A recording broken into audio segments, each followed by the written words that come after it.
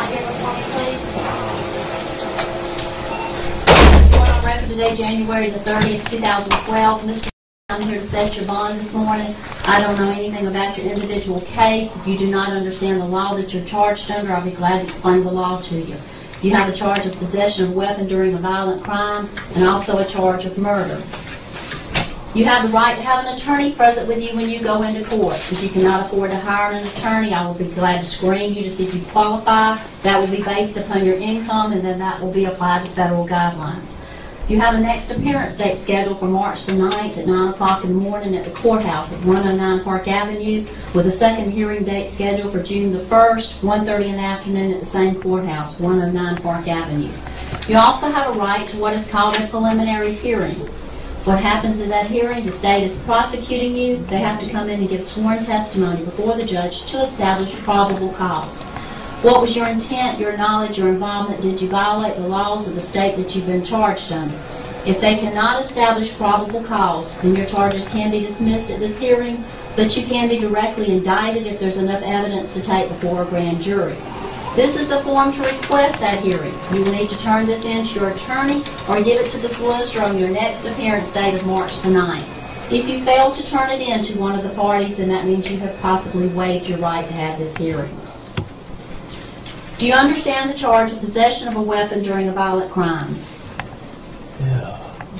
On that charge, if you're found guilty, it can carry a sentence of up to 5 years and or a fine in the discretion of the court. Do you understand the charge of murder? Do you understand the law pertaining to murder? Yeah. That can carry up to life, imprisonment, or the possibility of death, according to the law. On these charges, Mr. Do you wish for me to screen you for a court-appointed attorney?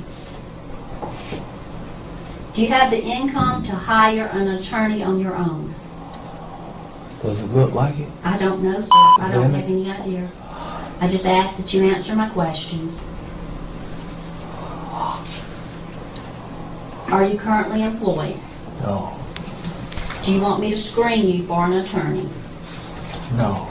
You going to hire your own? I don't need one. Mr. I never advise anyone to go into court regardless of the charge without an attorney.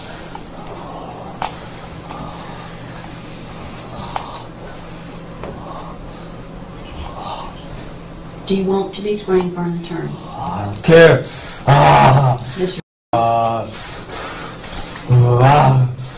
You state at this time you are currently unemployed. I am going to pre-qualify you for a court-appointed attorney.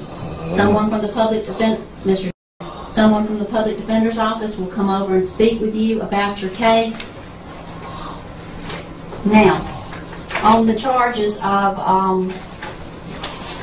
possession of a weapon during a violent crime, here's a copy of all your rights that I've gone over with you. If the charge is brought against you, if you're found not guilty, or if the charges are dismissed or null pros, then these can be expunged from your record, which means they can be erased from your record just like it never existed. Also, if you fail to appear at any of your court hearings, additional charges can be brought against you. Is your mailing address 324?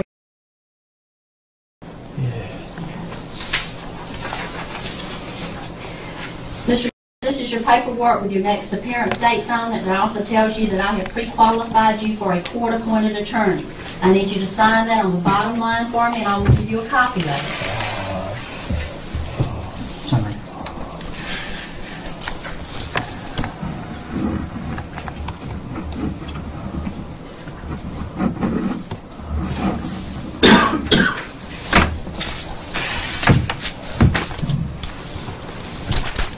Ann? Yes, ma'am. We're going to request that the defendant be ordered not to have any contact with the victim's family, please. Okay. Anyone else like to make a statement? Okay. Mr. There is going to be a condition that you're not to have any contact with the family of the alleged victim. Do not call, email, text message, no type of electronic communications. Don't have any of your friends call them and try and harass them in any way, because you will have to answer to the court if you do. On the charge of murder, because it does carry life or death imprisonment, then I am not allowed to set a bond on that. You have to go before a circuit court judge to have a bond set. I have given you your rights on that charge. On the possession of the weapon during a violent crime, I'm going ahead and setting your bond at $10,000 on that charge. Understand you cannot be released until you go before a circuit court judge to have your bond set on the murder charge, and you also have a hold on you for another county, so even after that bond is set, the possibility is that you will not be able to bond out. I need you to initial on the front stating you understand your first appearance date for me. You got initial right here.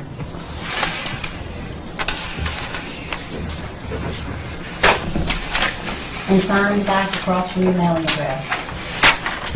Yeah, so right here. Do you have any questions pertaining to anything that I have told you thus far?